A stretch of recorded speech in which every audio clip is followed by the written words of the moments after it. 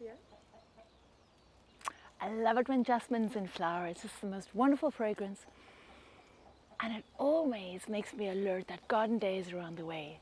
So I have a special tradition that I do myself, and that is to make a wonderful blood orange jasmine ice cream. What I do is, to get that lovely pink hue, I take the juice of the blood oranges and I would squeeze out a couple, make a syrup from it.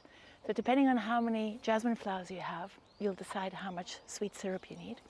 And then I would actually pick each of these off their stalks, and I would infuse it overnight in a cream mix, maybe cream with a little bit of milk just to make it loose enough and light enough. So I heat up the cream, I add my jasmine blossoms into the pot, and I let it stand for a couple of hours. Once I've strained it, I would then mix the syrup with the jasmine and then put it into the ice cream maker or in the freezer and then beat it up again. It is really the most amazing flavor you can ever imagine. So enjoy all the blossoms in your garden and experiment on how you can make your own delicious garden ice cream.